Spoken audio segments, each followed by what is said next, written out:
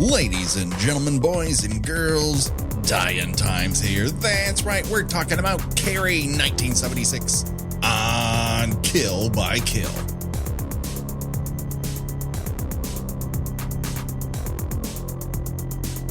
Well, greetings and salutations, Internet. It's your old pal, Patrick Hamilton, coming to you once again from ye old town of, they don't really say it in the movie. Actually. I try to remember what the name of it in the book is. It's Chamberlain, Maine. Chamberlain, yeah. Yes. I looked it up because I'm like, am I missing something here? It's intentionally vague, but it's Chamberlain, Maine. Anyways, this is the Kill by Kill podcast where we talk about horror movie characters in the order in which they die in the hopes that we can make fun of them in that order.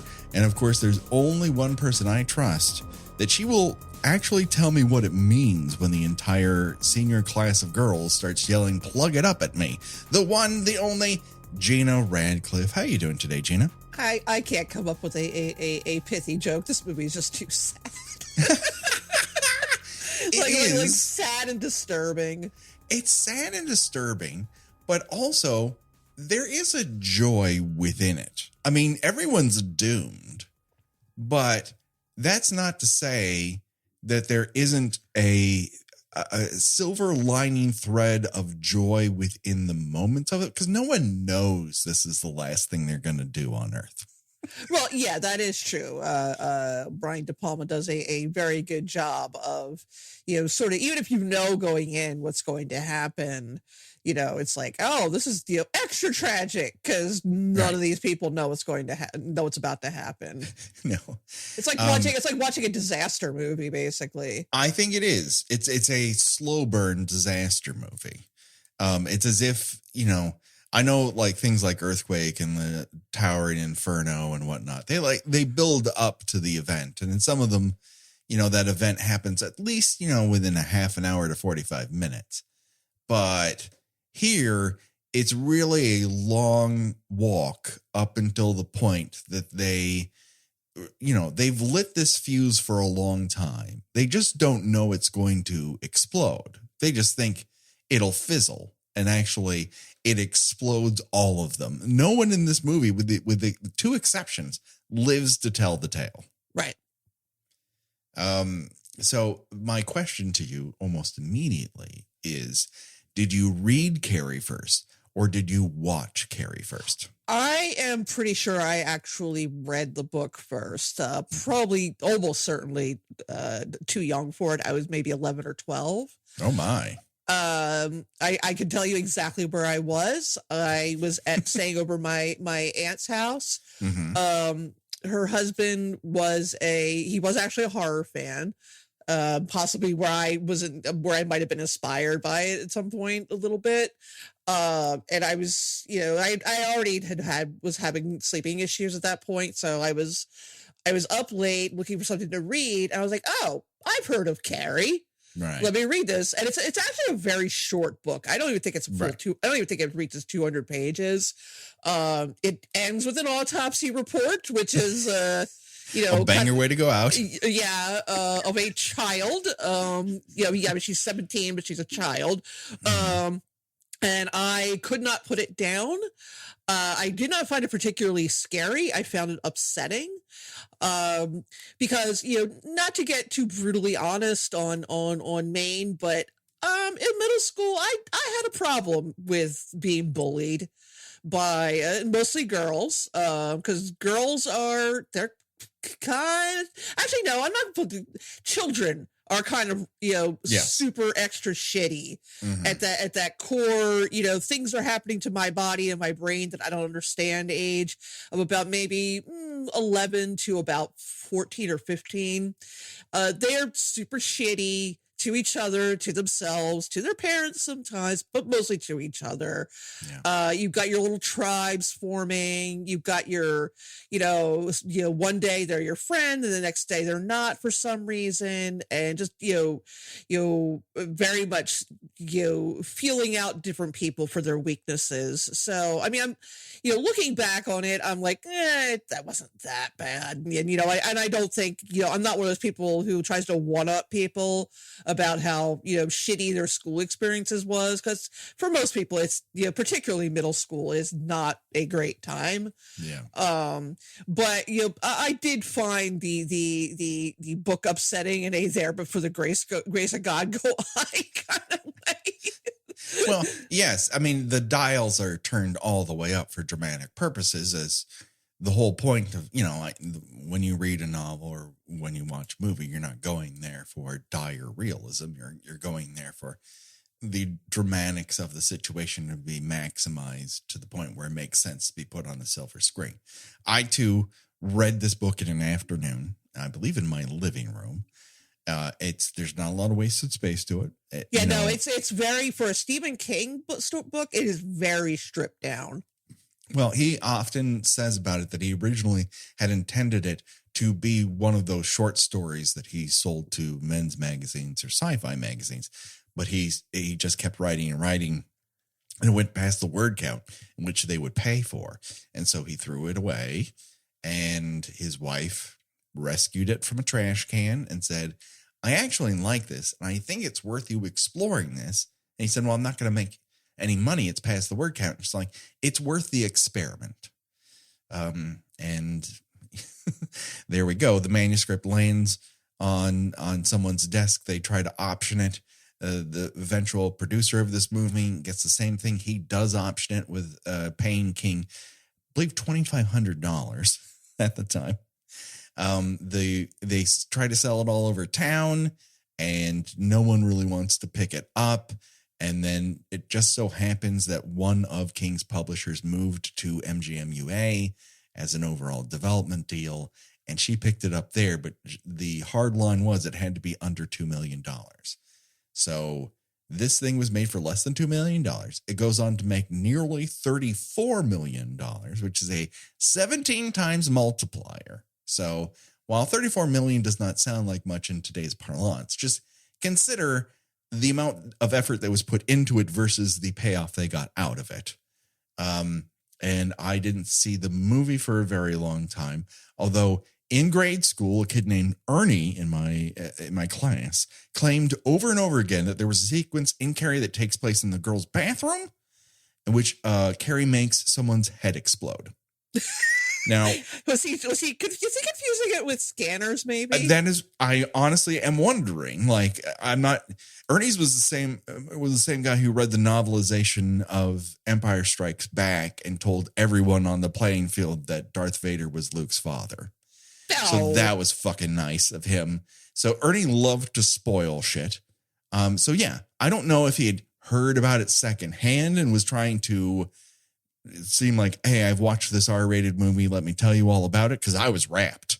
Did he confuse it with Scanners or The Fury?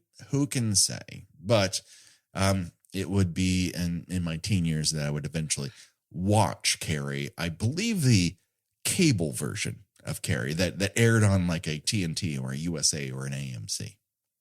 Yeah, well, and also, I'd seen the clips in Terror in the Isles, which, of course, yes. Yeah, a lot of it. There's quite a bit in that, because again, like the book, it's very stripped down. Yes. Like in the book, you do get some suggestion that this is sort of a thing that you're born with, this telepathy, because the book ends with the autopsy and then like a letter that a completely unrelated character is writing to a relative and talking about how their little girl is able to make rocks fall from the sky or something. And it's so funny because she's just like so chatty about it. Like, oh, isn't it neat that she's able to do this? And I'd be like, we're not going to tell anybody about this. Well, and within the book universe, this is like that one little hairline crack that becomes a spider web that just permanent dribbles into the rest of King's work, in that Carrie White's cousin turns out to be the lead of the Dead Zone, and his accident sort of triggers the family curse, as it triggers were. The family curse. He's also a little religious. He's a virgin. Even though he's like 35. Yeah. Well, if you come out of this family, I don't know that sex is your highest priority. It seems like a bad start to it. Yeah. Yeah, if you go and you talk about like how we sold the book and how this was Tabitha's idea, and it's also worth noting that it was Tabitha who told him he should keep going with Pet Sematary even though he found it upsetting. Right. And basically this is why they had been married for 800 years. Yeah, she's a very good editor and judge of material. Yeah. Right. But he actually goes into a lot of the writing process behind writing Carrie in his book on writing. A book which I love very much and have read about 5 times. And there was a fairly poignant section in which he writes about 2 classmates of his that sort of inspired Carrie, and both were, kind of kind of emphasized just the casual cruelty of teenagers. Mm-hmm. And I remember one of them was a girl whose family was so poor that she had to wear the same clothes to school every day. And then apparently her family came into some money and she bought a new, more fashionable outfit, but like she still wasn't accepted by Right. and I got that because I kind of experienced that, where no matter how hard I tried, like, people can smell like, a faker, not a poser, but like someone who, is trying very hard to be cool and popular, but they're missing something. And so it's kind of worth, if there's anybody in middle school listening to this, I can't imagine why. I would say, if you feel that way, just, accept who you are, do the best you can to get through it. Don't try to win these people's approval because it's not going to work. Yeah. But yeah, it's if you want to deep dive into the creative process of writing Carrie on writing is a really good read for that. Yeah, it's surprising in some respects and not surprising in others that this first effort isn't, diving. It's like a Stephen King novel on fast forward, because it's the destruction of a town, my favorite King trope. Just it all happens very quickly. Oh yeah, like definitely the seeds of stuff that he loves are here. Yeah. Like psychopathic teens. Mm-hmm. Here you've got. Well, no, I would say the only one that's really I would classify as a psychopath is Billy, because Christine is she's kind of along for the ride. She's a bully, but she's not like gleefully abusing animals and you also as is often the case in these situations, he's also abusing her. Yes. Which I think is an interesting. He's slapping her around, and he pretty much rapes her in one scene, and it's interesting. Like, you don't really feel sorry for her, but you do see that bullies a lot of times, like that trickle down effect where when they say like bullies sometimes have a hard time at home, well here she's getting a hard time from her horrible boyfriend. Mm-hmm. But so you've got pathological bullies, small towns, religious freaks, ineffectual teachers. These are all things that these were all wells that he would dip back into over and over again. Yeah, I think Chris is kind of a different kettle of fish altogether in this, because I would push back a little bit on whether or not she is not the classic psychopath or the classic King bully in that respects. I would say there's more to her that is about manipulation. The way she has set herself up in this high school has something to do with class. So let's table that for a second. Her parents are rich. You know that more in the book than you do in the movie. But Chris is very laser focused on hating Carrie, because as long as everyone is directing their ire at Carrie, they will put up with her shit. Right. And that's, and that's very much how bullying works. Yeah. Is, let's focus all our energy on this one person. And that's why you get, what they call toadies, which are, people who would just kind of go along with what a bully will do while not actively participating, just sort of passively participating. Yeah. Because they don't want that sort of negative attention turned on them. And that's where you kind of get Norma into the mix and you get Helen into the mix. And they're very willing to have Chris's back, because that means that Chris is not looking at them.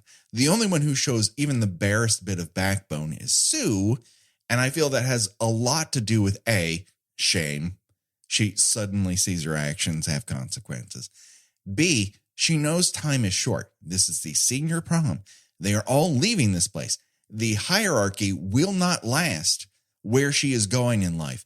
Chris might not be going anywhere, but Sue actually is. Yeah, no, Chris is going to stay in that shitty town with her shitty boyfriend because she knows that she's not going to be hot shit anywhere else. Exactly. That is her source of power. And so, for Chris, Carrie is like chum in the water. She's just, if you're going to rule by fear, you have to have an example. If Chris doesn't rule, she will become the target of everyone else that she's bullied and manipulated at this point. She's like, this is weird to say, but she's like a microcosm of replacement theory mania. Like, he understands the bullying mind a lot. Yes. I mean, some would say, not unfairly, that sometimes his bullies tend to be a little over the top. Mm-hmm. I would say Butch, is it from It? Right. Yeah. Henry. Butch was the dad. Sure. The whole lot of them. Henry Bowers, yes. I thought was, considering that he's supposed to be like 12, that was a little much. Right. But but he gets that mindset very well. Yeah. And I also feel like what King does is interpret the rot of the overall environment and funnel it through specific people. And because there's a psychological, supernatural aspect to it, someone like Henry Bowers is not just operating on his own. Everything is tilting towards Henry Bowers and all the bullies in that particular town. Derry is tilted in their favor. Yeah, it's sort of, you could say the town is kind of manipulating him a little bit, and also that he's just mentally ill, and also has suffered from a lifetime of horrific abuse from his own father. Again, not to make him seem sympathetic, but these things aren't just don't just happen in a vacuum. It's an explanation. It is not an excuse for what he does, but I feel like in this film in particular, what Chris is able to do is act as a bit of a small version of Derry herself. She creates an environment in which people benefit from being mean and horrible. And part of that is sort of keeping Billy on a leash so that she can, through her manipulation, get him to do things that she will. It's like a degree of separation between her and what's going to happen. She very much wants to humiliate Carrie in any way possible, but particularly this grand manipulation at the end, because Carrie has shown a level of humanity and rising above her circumstances and deciding to do something that is outside of what everyone else would say is her ability to do. She's going to show up at this prom like she belongs there. And she's going to look attractive doing it. I mean, right. She looks great. One thing I think that the movie lacks that the book has is it feels a little like not quite clear how Tommy feels about the situation.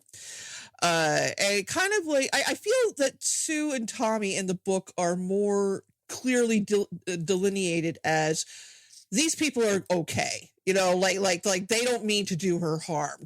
Tommy in particular, like he's not super great on the idea of taking her to the prom, but only because he was expecting to take Sue to the prom. And this is kind of like a last minute thing. And then, then she, he shows up to pick up Carrie, like, oh, okay, she's pretty, It's like, this is not a charity mission, and and the more time they spend together at the prom, he genuinely grows to like her as a, not necessarily as a potential girlfriend, but as a person.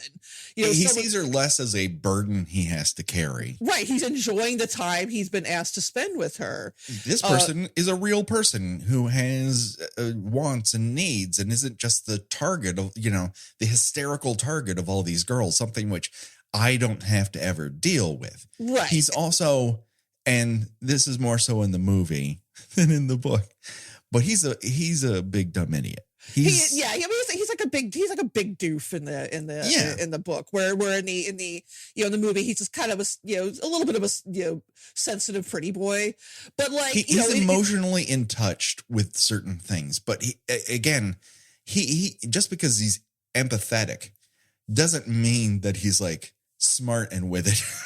He's not any of those things. And maybe he might have been one of these days. He would have come to a realization, a place in his life where he would have pushed more intellectually than he's been forced to in high school, which is not uncommon. Well, because he's he's just been coasting because he's allowed to do that. Because he's so fucking pretty. And William Cat is really pretty. And he's a nice guy. Yes. And, in a school full of assholes, he's like, he stands out just by, not being shitty all the time. Exactly. And as such, he takes on this assignment from Sue because this is important to Sue. And he's like, well, I don't really get it, but I get it means something to you. And because I have real feelings for you, I'm going to do that. I will take on this assignment.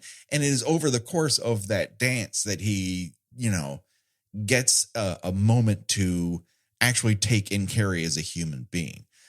I think he's slightly flummoxed early on in the movie when he talks to her in the library and is trying to ask her to the dance. And she's like, no. He's like, well, of course not. Of course not. I mean, like, I don't know if you ever went through a period where, like, because this is another thing that kids love to do. When you're not really at that point where you're dating people yet, and someone comes up to you, hey, and, Jessica, she likes you. She wants you to ask her to the dance, and you find out, no, she didn't. This is like a whole, prank that people are playing.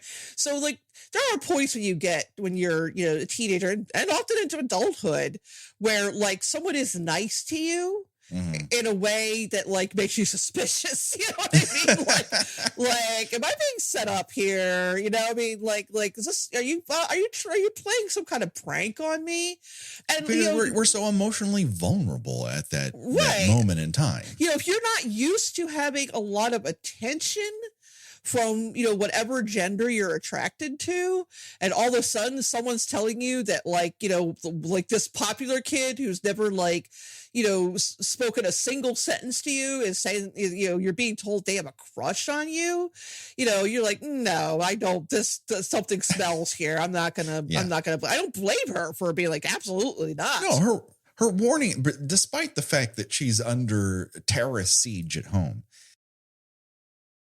there are many things about this that feel like yet another setup from this group of complete assholes that have surrounded her since entering school in first grade in the book, till this point. Like, why would you invite me to step on another fucking rake? Right. Exactly. It's like, what kind of idiot do you think I am? And that's, I think, one of the things this particular interpretation of Carrie, and it's so interesting that this is an unintentional franchise in a weird way, because there have been 3 remakes. There's been 1 sequel. There was an entire Broadway show of it. I have held off on doing Carrie for so long because I could not decide whether or not this was a franchise we needed to talk about, or we just could take on the movies willy-nilly. True of The Exorcist. I don't consider it a franchise because it keeps telling the same story over and over. Right. And so what I think the 76 version does super, super well, and it is difficult for anyone else to really capture because the plot is so familiar at this point. And the story is very straightforward. I don't have to tell people the plot of Carrie, because you know it all. But what this does is just portray a time and place for the audience, and that is the hell of high school. And it's full of elements that no one actually goes through, the whole telekinesis and the pig blood proms and all that. But those are just fantastical extensions of what it feels like inside your brain when you're in high school. And the power fantasy here is, if everyone hates you, what if you could do something about it? And then everyone focuses on the one person who they should not do something to. And they do it over the course of 16 to 17 years. And then lo and behold, she can do something about it. Right. You know, and it's the, you know, taking her for granted is we can always pick on her. She's never going to fight back. Yeah. And we fear that others will know our ignorance about life. Oh, I'm still a virgin. I haven't gone that far with a boy or girl. No one knows the weird intrusive thoughts that pulse throughout my hormonal brain. And if they ever find out, they will reject me. And that is the fear every single person is living here in this. And that Carrie is like personified by. Right. Because while they know shit is weird at home, they couldn't possibly know how weird it is. And if they were ever to know, they would not be kind to her about it. It would only make things worse. No, it'd just be more ammunition. Yeah. And so I think everyone has felt at one point in time, they want to control the way your peers or your parents see and interact with us. And Carrie, in the course of the book and the movie, is given that power. And she does not view it as a positive. This is not something she wants. The only thing it does is push her to not be afraid to actually do something. Yeah, no, I think that she is, you know, when everything goes down, I think she just kind of goes into autopilot. Oh, absolutely. I think that is one of, you know, there are many ways that one could praise Sissy Spacek's portrayal in this movie. I think it's brilliant. She was nominated for an Oscar. It is well fucking deserved. But she was like 27 here, and she still makes a pretty convincing teenager. Well, she's a bird. She's a tiny bird person. And, you know, yeah, she's got that freckle face, and she looked very youthful. And when she's in Coal Miner's Daughter, she goes from like, I think 15 to her 40s. Like 15 to 35, I think. Yeah. And she's convincing in all those stages. It's just, she was in a rare spot here. But after the pig blood incident, her conscious brain turns off. She is telekinesis at that point. The rest of her is turned off until she takes a bath. There's no emotion on her face. She is not providing effort at any point. There is one part of her brain operating, and that is survival. And that means everyone else has to die. I think that's interesting, because in the book, it kind of suggests she's sort of trapped in her own mind. And yes. like sort of, you know, almost observing what's happening from like a separate, like she's almost like sort of like having an out of body experience. And I think for people who have been through very traumatic incidents and feel like, oh, it happened very fast, oh, it went very slow, I kind of saw it from a separated view. It's this thing that your mind can do where it just goes, okay, this is happening, but you don't have to really feel all of this right now. We're going to put this in a nice drawer for you and surprise you for the rest of your life when it emerges. And she never even gets to that stage. But that is what I think is a brave choice, and the choice that no one else seems to make in the circumstances when they carry out. Everyone else is like, what if I made things happen? And you're like, no. There's a part of her that's making shit happen. That's doing all the active work. She's a shambling skeleton covered in meat. Yeah, no, she's like, you can't even say she's really controlling what happens, because it's just sort of, it's just happening. Yes, it is a part of her brain. What one dog trainer used to refer to as lizard brain in dogs. Like they're just, they don't know why they're digging at the floor. They just know this is very important right now. She's just, it's her brain's basically in like primordial, kill mode. You just step aside. I'm going to take care of this. It's at a future date. You will come back into play, but you're not important right now. What's important right now is that I murderize everyone in this gymnasium. Right. And so I think that's part of what this film does so well is its highs are so high. I mean, I've always goofed on the sped up, let's try on tuxedo sequence here. But again, it's just showing, teens, they're having a good time. They got their whole lives ahead of them. Right. They've got about 8 hours left. Here's this silly thing that just doesn't matter. It'd be like watching something, you expect a scene like that, and then it ends with they all die in a drunk driving accident at the end of the night or something. It's like, the teen years, nothing to worry about. And like, I would posit that every high school horror movie that comes out post Carrie is in some way, shape, or form manipulating the DNA of the characters to serve its own needs from here on out. Like the success of this film spurs the development of the babysitter murders that becomes Halloween, which is the guarantor of every teen horror flick that comes after this. Like this is definitely a major studio success, but major studio horror films are like grand affairs. This came from a book. It has a literary history, even though it's a very short literary history. It's done by someone, Hollywood has crowned one of the new masters. Whereas when Carpenter and Deborah Hill come on, they're kind of surfing the Carrie wave a little bit. And and also, Halloween does not have a guaranteed draw for teen audiences with John Travolta.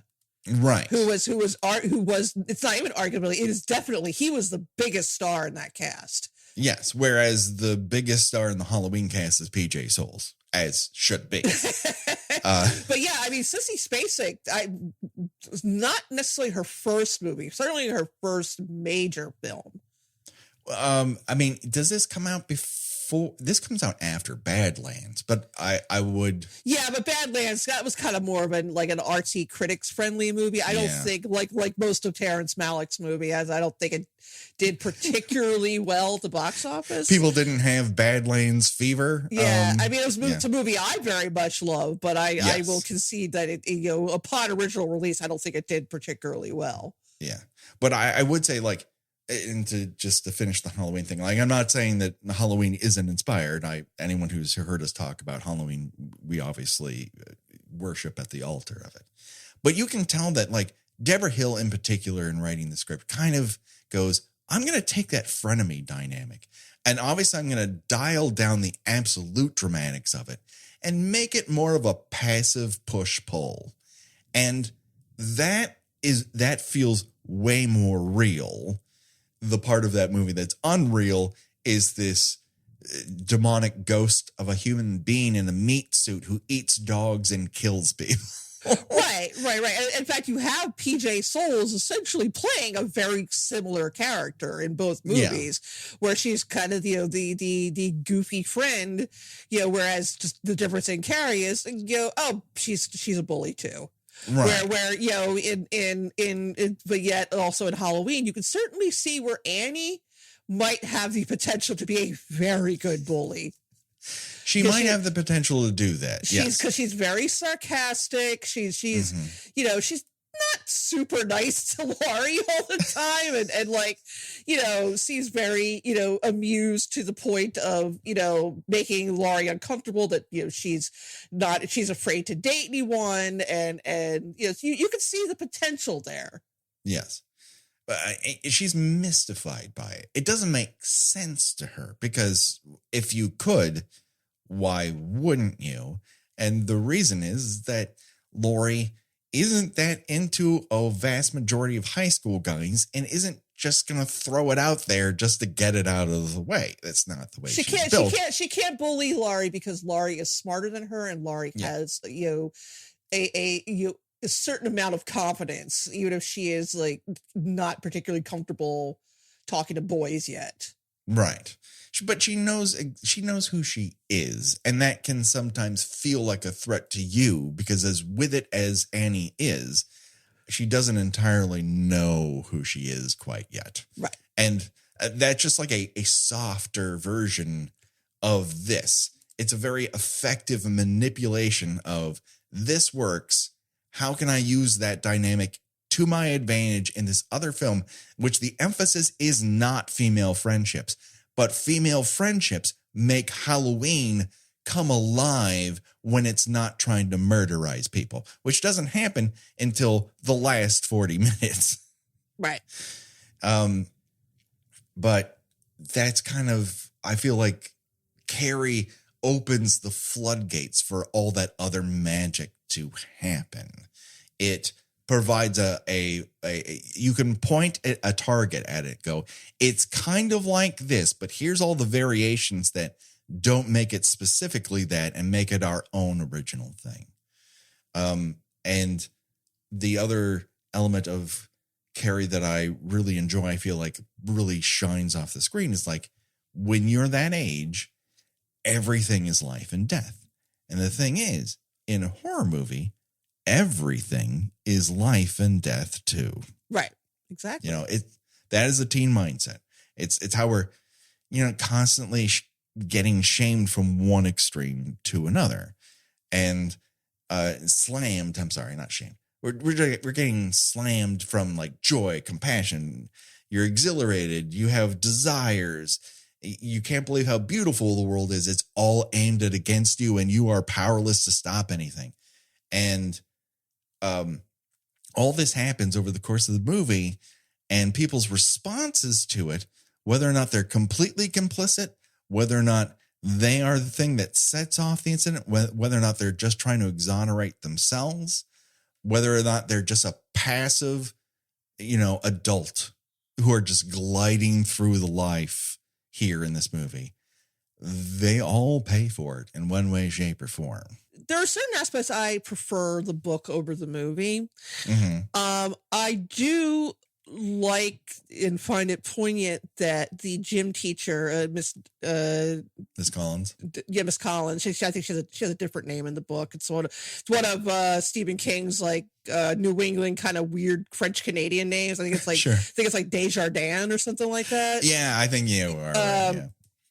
She actually survives. She manages to escape during the Black Prom, which is what they call it in the book.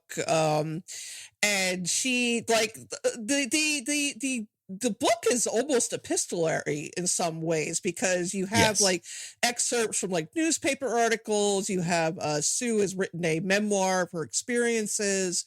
You have like trial transcripts or some sort of like hearing about what happened. Yeah, there's like a JFK style, congressional hearing. Right, because basically in the book, she levels the entire town. Yeah. Whereas in the movie, most of it is centered on the school. Well, they don't have the budget. Well, of course not. They can burn down a gym. They can flip a car. Yeah, that car flipping, definitely. That's where a lot of the money went. But anyway, Miss Collins / Desjardins, she basically is just consumed with guilt over what's happened because, which she shouldn't be because she was one of the few people who was pretty nice to Carrie. Like she admits shame and being, kind of disgusted and frustrated with her for being so upset about getting her period. Yeah. Which is really, that's her mother's fault that she did not know what was going to happen, did not know what this was, thought she was dying, freaked out. That's a problem. Yeah. We'll get to the parental stuff in a minute, but that's its own section. But that's not Carrie's fault that she did not know how to react to getting her period for the first time. But Miss Collins, she immediately feels regret for acting that way and attempts to show kindness to Carrie. Carrie more or less rejects it because, again, she's at this point where she's like a wounded animal. Yeah. And anybody trying to show kindness to her, she thinks she's being set up. Yeah. And so basically Miss Collins's regret is, I should have tried harder to reach her. Yeah. And it's like, you feel most sorry for her and for Sue, because it's like, Sue tried to rectify the situation. But the reason she's trying to rectify the situation has more to do with Sue than it does. Yeah, definitely. She wants to make herself feel better for her own appalling behavior. Right. But I do think her intentions were pretty good, and yes. and I do believe that her shock and horror in what Chris and the others had planned is genuine. Yes, she absolutely did not. She did not want any of this to happen beyond I would like to give Carrie White one decent high school memory. And that's a lovely idea and thought. Right. At a certain point, it does, Tommy pushes her, and this is more from the book than the movie. It happens a little in this movie. And it happens a lot in the Broadway show of what exactly is the goal. Listen, I think Carrie should not be bullied like this. I think this is a terrible incident, but what are we doing here for this? And it's like this idealized thing of, I'm going to give Carrie White the greatest high school memory that will assuage me of any guilt I might feel of my participation by not trying to stop it at all for fear of what Chris Hartigan will do to me if I do.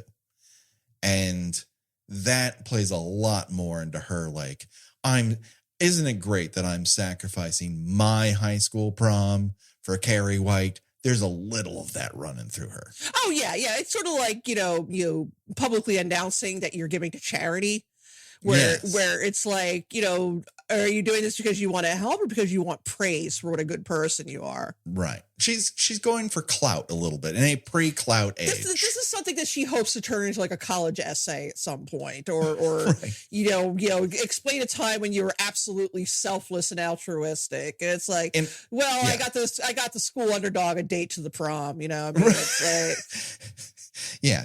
Well, this reclamation project is something I took on. It was my idea. And as such, aren't I fantastic as a result of that? I'm not saying that's 100% of Sue's motivation. No, but it's not 100%. She's as much of a kid as anyone else in this movie. It's not 100% selfless, no. Yeah. But she's actually accomplishing more. Granted, it will all be for terrible purposes. But she's accomplishing more than any fucking adult in this.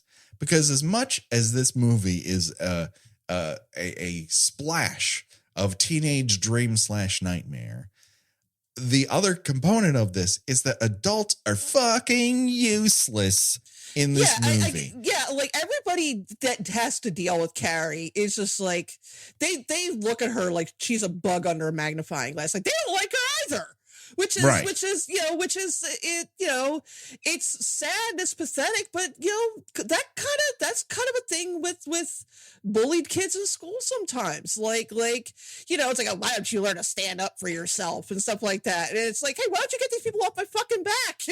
Right, exactly. Why don't you fucking do something? Like Principal Morton is like a villain in the sense that he is gliding through life. He doesn't even remember this girl's fucking name. He's an empty suit.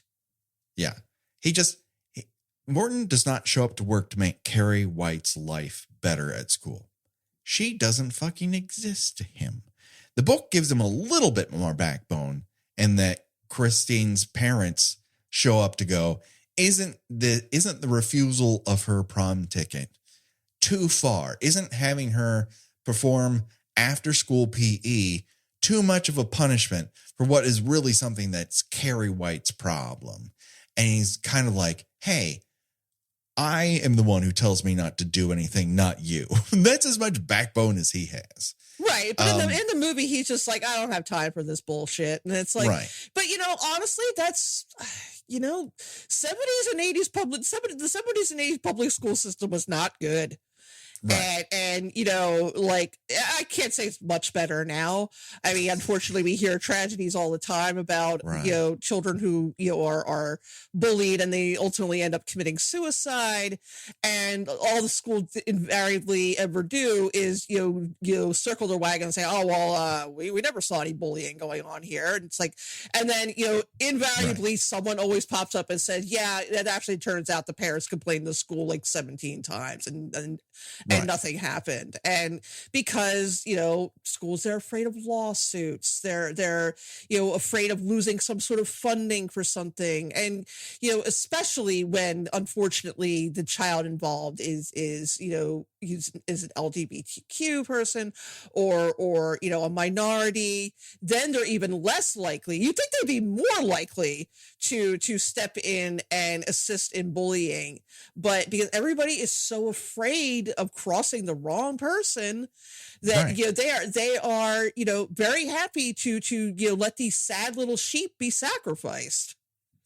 They do not want the boat to rock, and the easy way to do that is to shove someone into the sharks. Is to pretend we don't see any of this. What are you talking about? Yeah, right. We can't be watching over every child every day. That's not our job.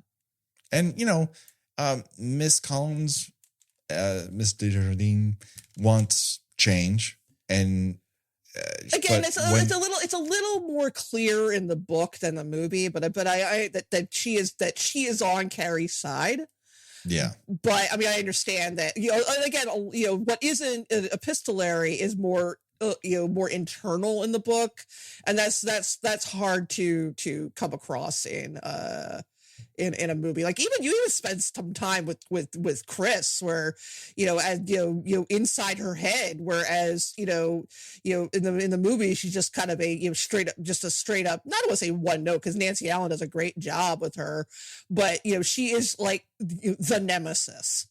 Yes, and if people begin to respect Carrie in any way, shape, or form, it really starts to invalidate the kingdom that she's built, which is already starting to crumble. And I think that is at some of the part of this is like, hey, we've been making Carrie White's life hell for a really long time. Why should it matter now? is her argument. And it's weirdly a resonating argument.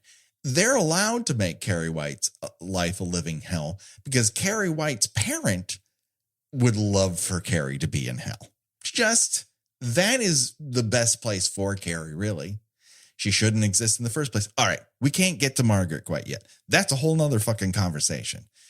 But Collins in the movie, at the very least, catches wind of the, project Get Carrie to Prom, and is immediately suspect because she knows enough about Sue to go, all right, like you've never been one to rock the boat. Why all of a sudden are you sacrificing your prom for Carrie fucking White? That seems to me like you're doing something. This is a part of a grand revenge. I know that you may not be Chris's number 2, but you followed under her sway long enough.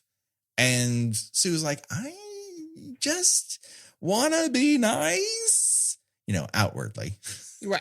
But Collins smells that something is up. She's just aimed at the wrong couple in high school. Right, exactly. And plus, Collins knows that she can only go so far here. Like, once she gets to slapping students, she has paddled as far upriver as she possibly can.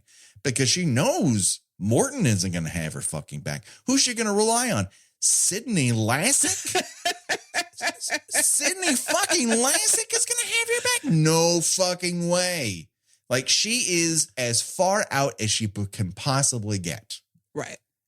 And she's like, you know what? I'll show up to prom. I'll be in that room. I'll keep an eye on things. I'll try to keep an eye on things. But this is as much as I can possibly do. This is the amount of rope I've been given, and any more, I'm going to end up hanging myself.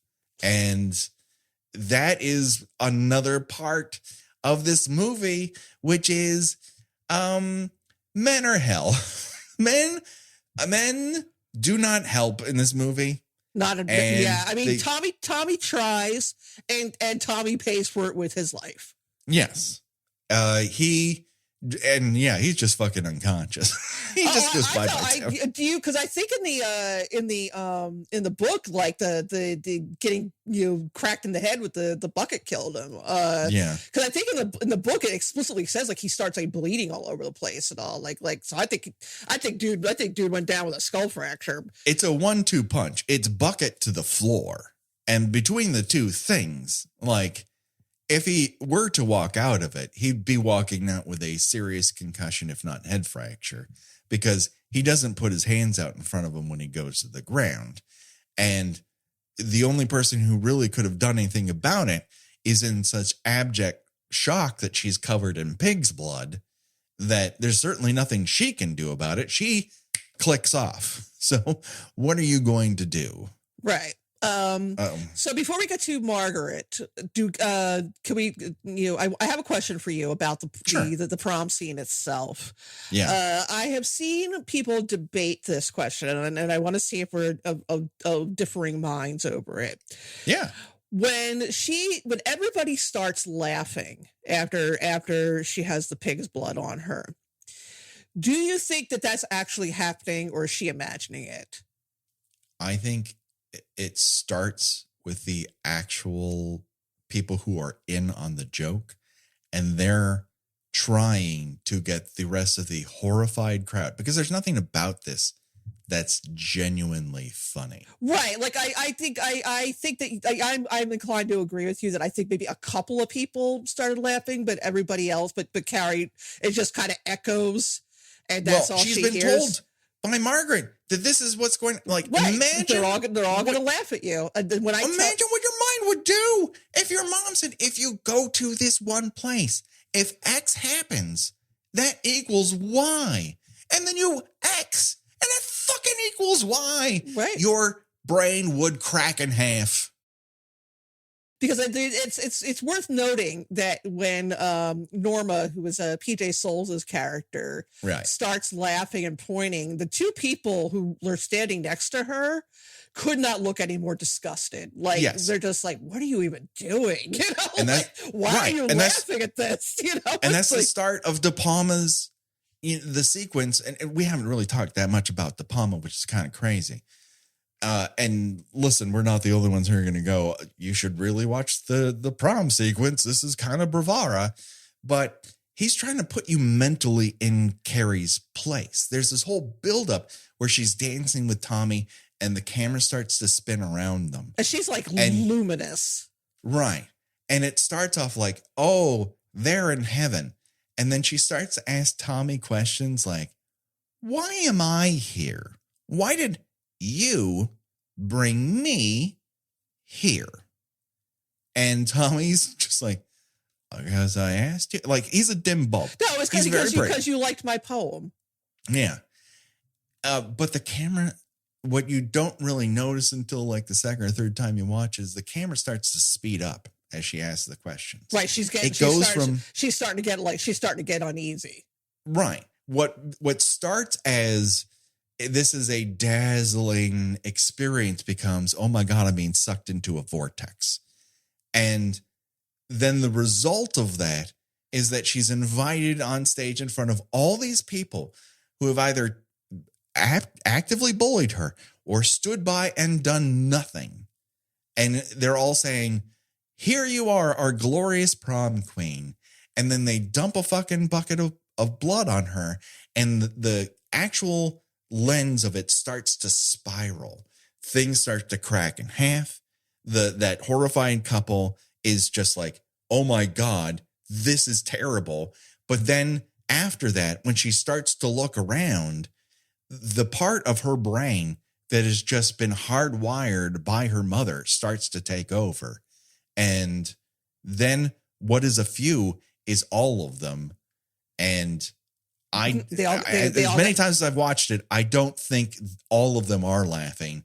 I think her brain just can't handle it. Like, it is cracked in half. And they all gotta die. They all got to die. I mean, when I tell you that they're all going to laugh at you is the voice of anxiety in my head. Like, I actually wrote that down in something. Like, that is so perfectly encapsulated as, you know, the voice that I hear before I think about doing anything in front of an audience, or I don't know, going to a party or anything like that. That is that. Yeah. Yes. As much as you can go to many different places, and I would actively suggest people listen to the Faculty of Horror episode on Carrie and Menzies in generally. Yes, Carrie is a body horror, but in my mind, this is more at least, well, no.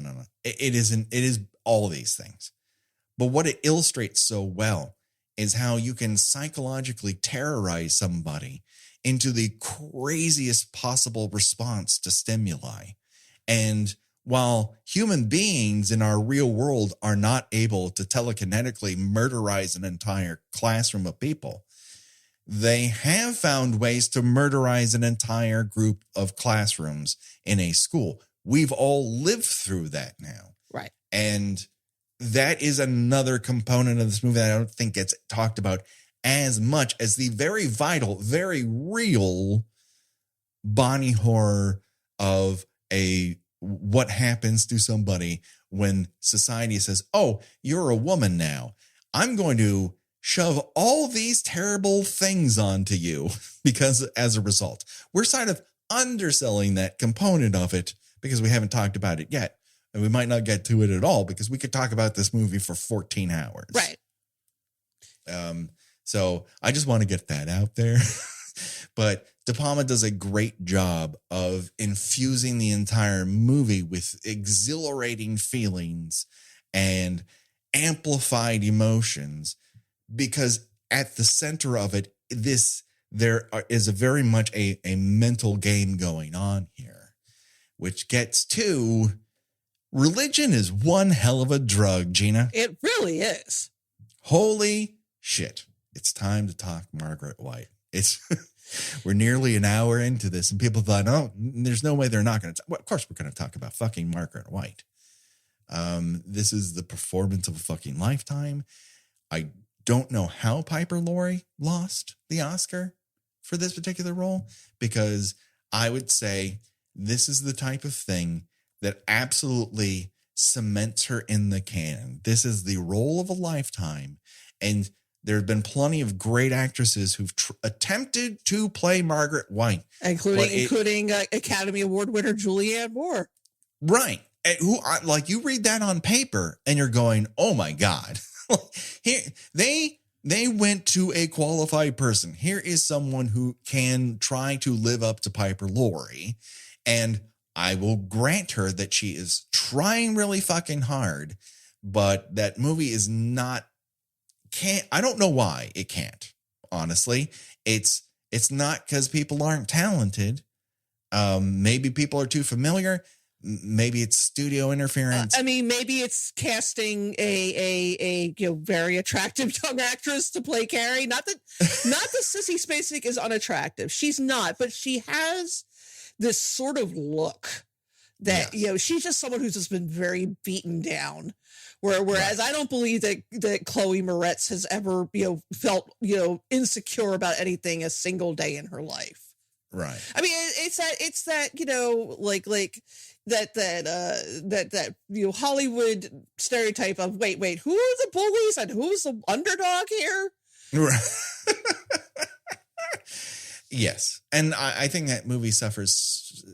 Listen, I haven't watched it since it came out, so I'm not going to talk ill of it without. Really I think there are certain aspects that different movies, different versions of it, do well. Like I think Angela Bettis did a pretty good Carrie for the same reason. She's very pretty, but like as in May, there's something very haunted and fragile about her.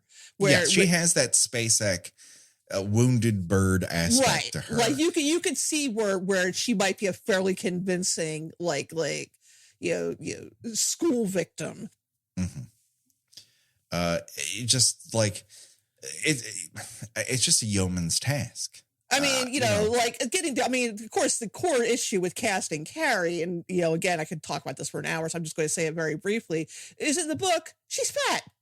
Yeah. Like, she is, not like, 400 pounds, but it's mentioned several times that she's overweight. She's not fitting into the conventional. Right. She is, I believe she is described as both being fat and having bad skin, which, Yes. neither of which is an issue for Sissy Spacek or for anyone who's played Carrie subsequently.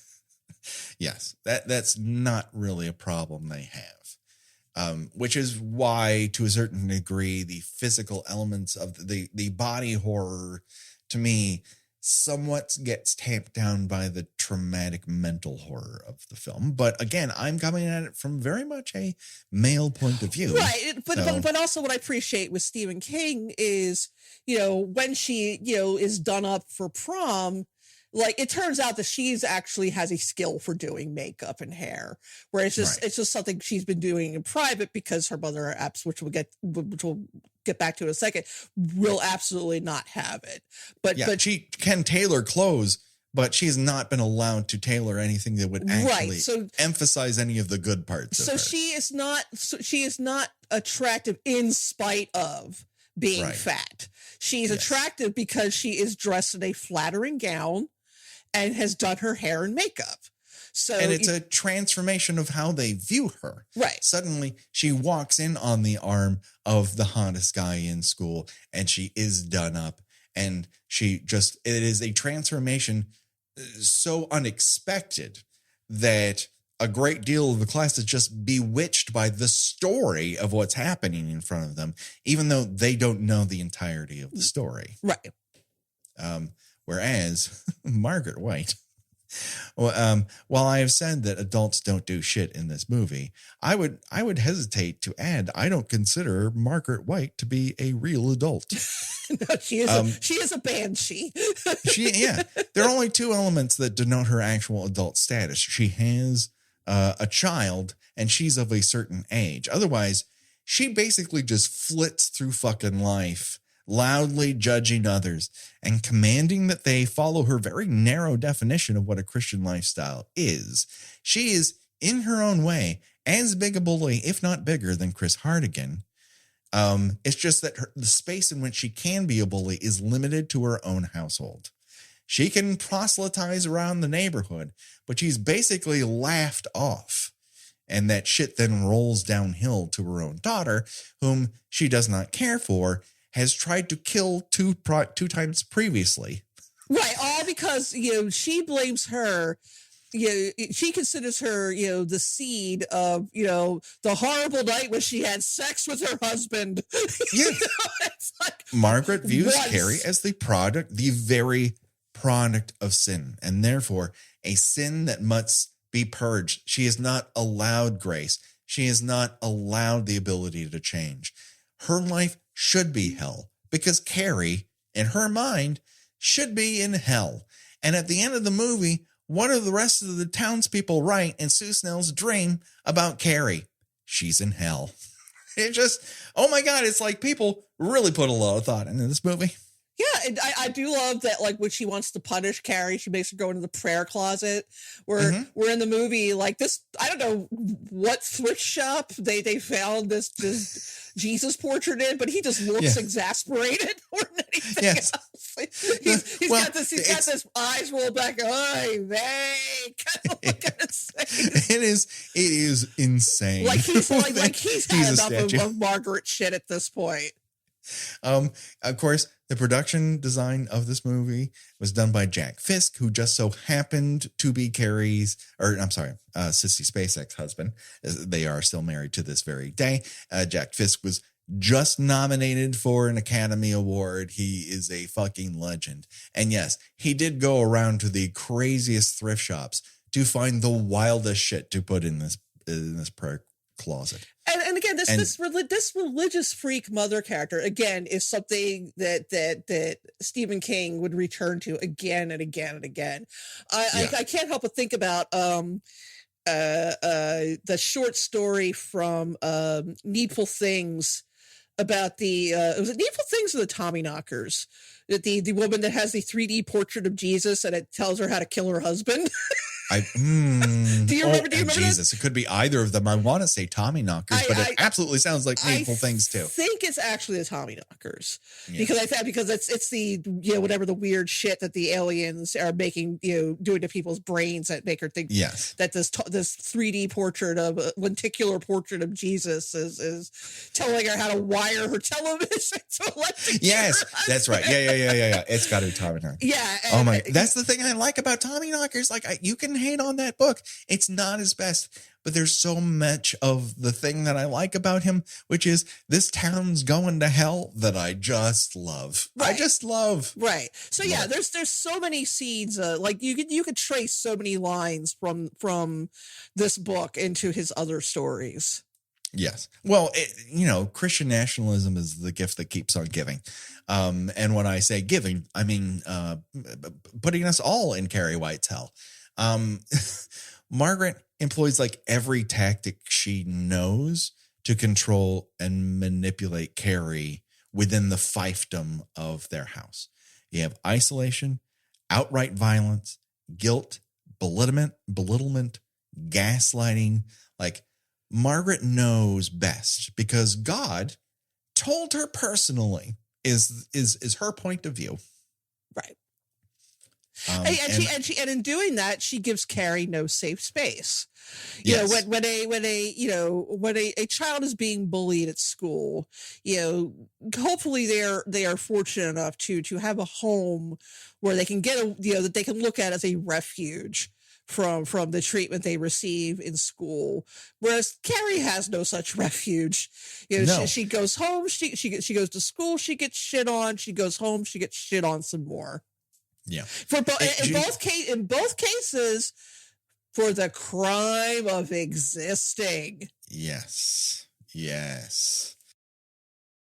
It's very much the crime of existing. She is sin. She is the embodiment of it in Margaret's eyes, and everyone else views her as the product of some sort of terrible thing they don't want to see in themselves.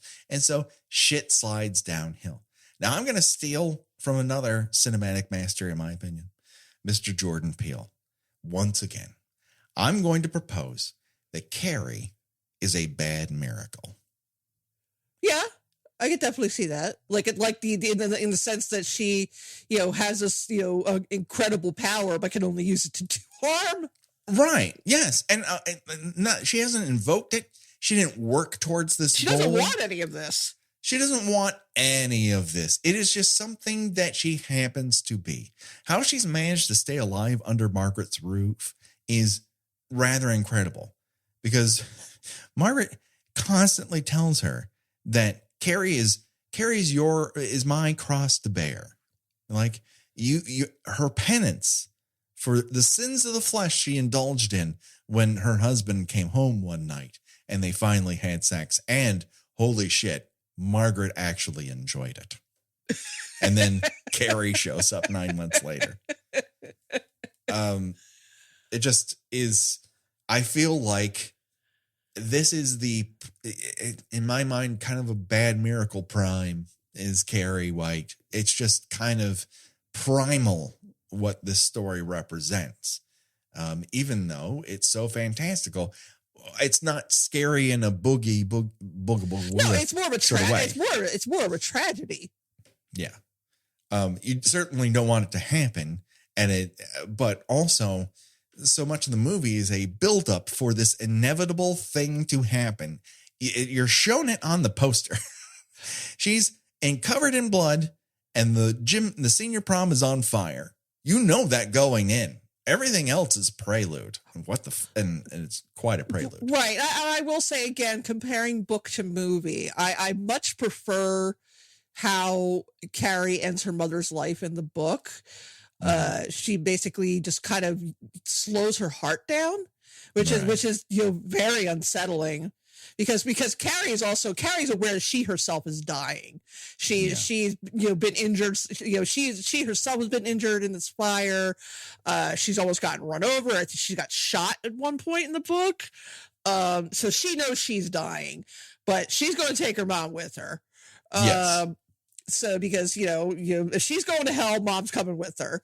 Right. Well, mom paved the road. You might as well, right. Have her. Whereas, in the seat. book, in the movie, she, Margaret has to be given a much more spectacular death.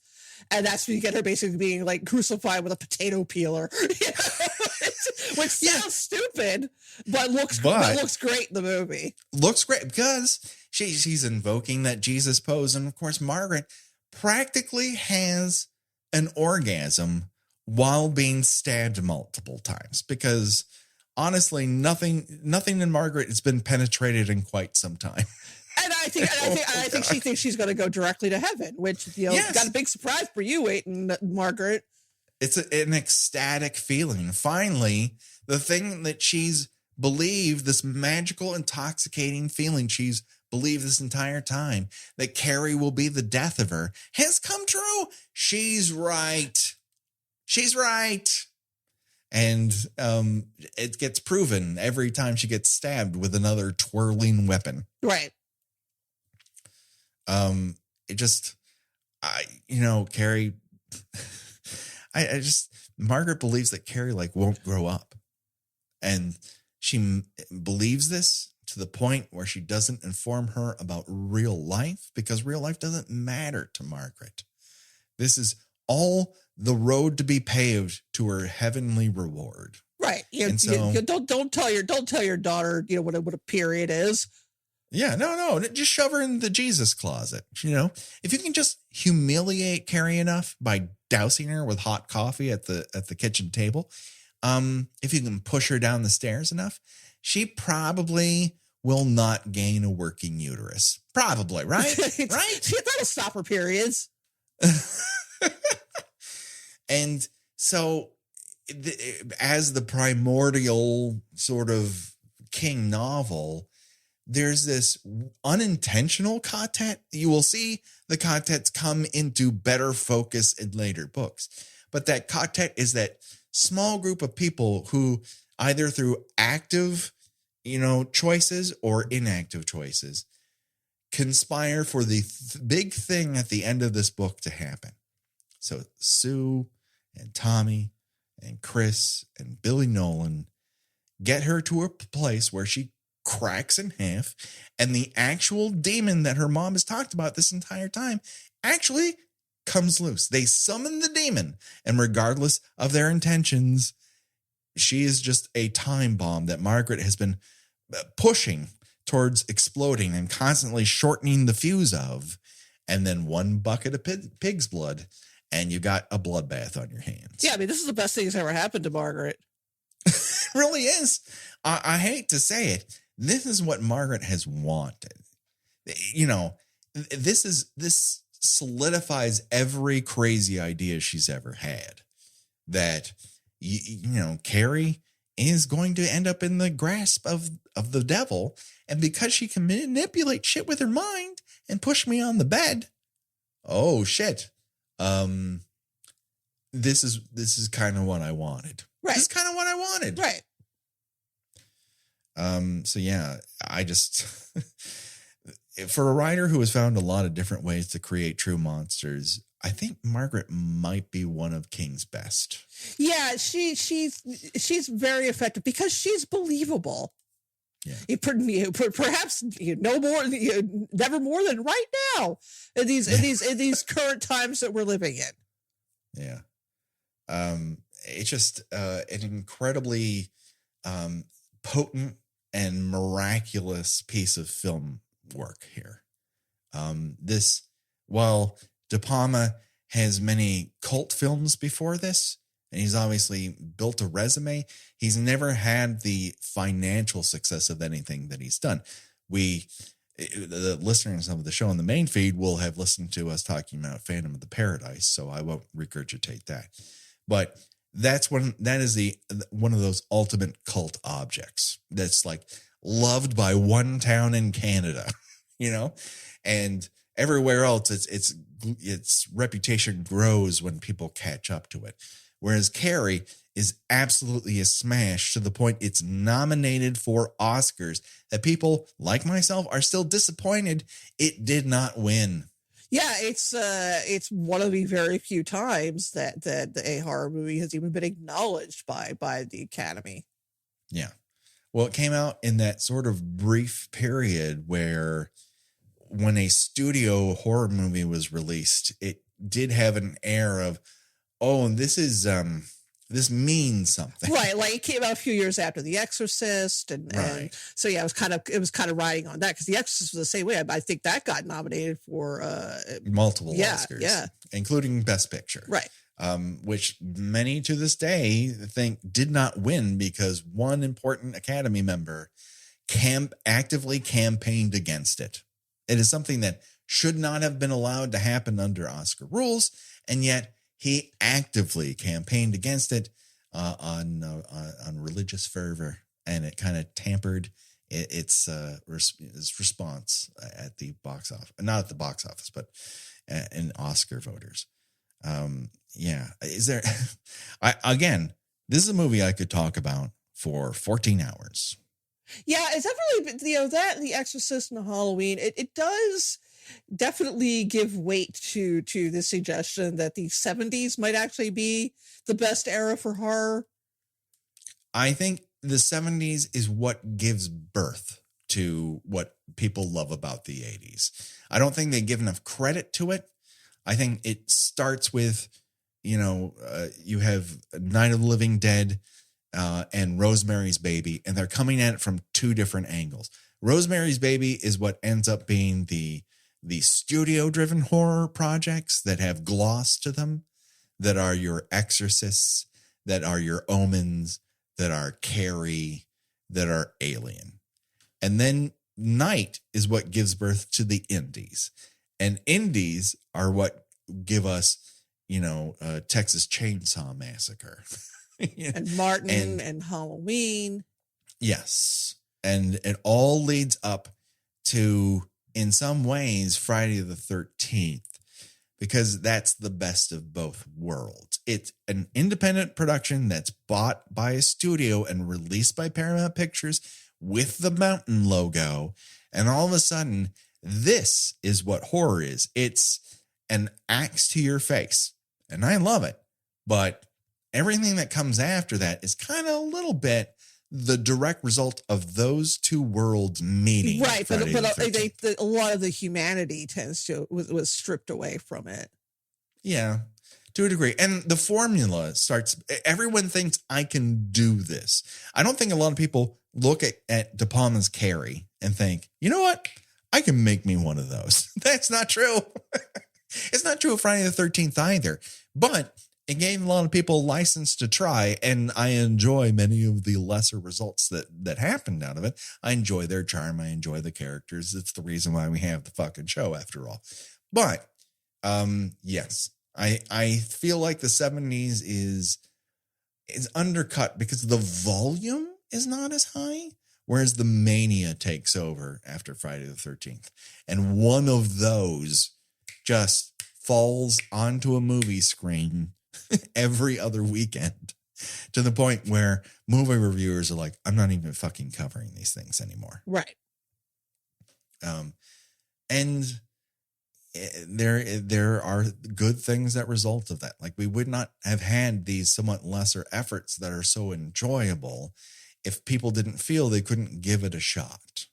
But that being said, there's a reason that Carrie is Carrie, and some of the other movies we've covered are, Hell Night, which I enjoy, but they're not really in the same league. I feel like this 70s horror, again, you spend so much time with the characters, and you've got, what now is called a slow burn, which, I think that's, and I'm guilty of it myself, a phrase that people don't always use correctly. Because it often immediately comes off as a negative. People hear that, they think, oh, this is, it takes a lot of time getting to the action, which all of these movies do. Even Halloween, to an extent, things don't really start cooking until about halfway through it. You've got that great opener, and then I don't want to say nothing happens, but you spend a lot of time getting to know these characters. You get to know the characters, and dread happens. Same thing with The Exorcist. She does not actually start showing real signs of possession until about 40 minutes into the movie. But the one thing that The Exorcist kind of has going for it is that there's the horror of her mother not being I don't know what's wrong with my child. Please help me figure out what's going wrong with my child. Right. And everyone's kind of like, priest, maybe? Right. And again, like Halloween, there's this whole very heavy sense of foreboding around everything. Something terrible is about to happen. And I feel like, certainly a lot of 80s horror really just kind of did away with that. They're like, what we got? We got to get right to those first kills. We don't spend time establishing who these characters are. We don't spend time on building atmosphere. Just got to get right to what everybody's here to see. And I don't know. I really enjoy the more character driven ones. Yes, I do too. But again, going back to our charter statement of talking about horror movie characters, I think we've found over the course of these by the time this comes out, we will be approaching our 8th anniversary. Jesus fucking Christ. It's great. Wow. I'm so proud of us. We started from nothing and look at us now. Yeah. But over the course of this, the goal has been to reclaim these brief characters, the characters that are the chaff before the wheat, as it were, what gets mowed down before the final girl, and sort of a reclamation project of they might not shine as bright, but people tried. What did they try to do? If some of you have listened by now to our commentary on Patreon of Prom Night, and how we just absolutely gush over the character of Slick, who is at best a tertiary character. Yeah. He just shows up, out of nowhere to ask this one character to the prom. I don't even think they even make it to the prom. I think they just go there. Maybe she pops in for a minute and then go have sex in his boogie van, and then he's killed. But he just makes such a huge impression. Yeah. That it's oh man, this fucking guy, you can make an effort with the right actor and a screenwriter with maybe a slight sense of humor. You can make these characters you pop a bit, but so many 80s slashers just chose not to do that. Well, or the people weren't up to the task and they just let actors down, or the actor lets the audience down, or the screenwriter gave no effort and no one thought it was important. I think trying to pinpoint where people elevate things within movies that aren't exactly what I would call the pinnacle of cinema is a worthy project for us over this many, many years. I think the show has morphed in one way or another into a more streamlined task.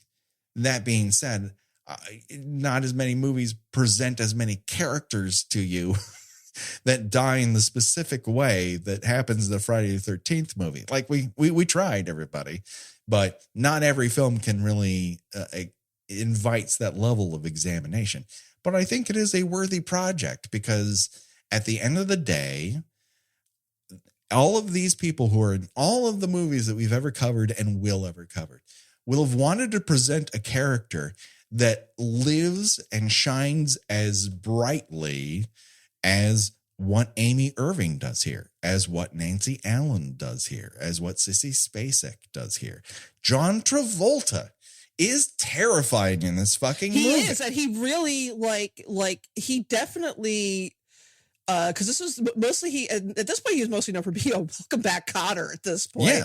Yeah. This was this was again his biggest role so far. I think he'd been in The Devil's Reign, which he barely shows up in that, except at the end. Like this is like his big breakout. I'm going to become a movie actor. And yeah, he takes that like kind of slightly smarmy charm he has, and like his like angelic good looks when he was young, and like is just an absolute fucking monster. The only bigger monster than Billy in the movie is Billy in the book. Yes, he's proto King Billy. Yeah, Billy. He's got a little touch of Buddy Repperton, where like he's just like this big galoot. Whereas I don't know if you would consider John Travolta to be a galoot, but he's got that air about him. I also want to point out, and I ended up making myself sad in the process, that among the Chris's little clique is one Edie McClurg. Yeah, she's Helen. Yeah. But I just looked up Edie McClurg on Wikipedia. It made me very sad as to what's going on with her. I'm not going to explain, but I will say, if you want to feel bad about things, read her Wikipedia page and her personal section. Not that she turned out to be like a Trumper. No, nothing with her specifically, but like something that happened to her. So. Oh. Well, damn, that sucks because Edie McClurg fucking rules. She's like she's been like a staple of movies for literally our entire lives. Yeah, and she just cements this movie in the 70s because of those glasses and her hair. She's not she was 30 here and looks about 30. But again, like Nancy Allen isn't exactly a convincing 17-year-old either. No. Well, again, we're not coming to Carrie for reality. We're coming to see a telekinetic girl go haywire and set an entire school ablaze. Right. And feel somewhat justified in that.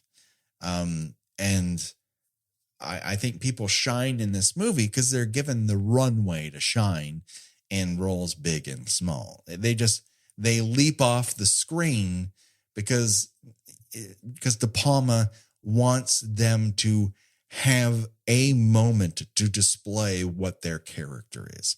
And you have to set some time to do that. There are anonymous players in this movie. A lot of Tommy's friends don't make a lot of impact in this, but I do believe that De Palma is going into this to make this feel like an inevitable tragedy. We're going to get to know a lot of the people who are going to die, and most of this isn't a direct result of their behavior. They're what's the word? Not passersby.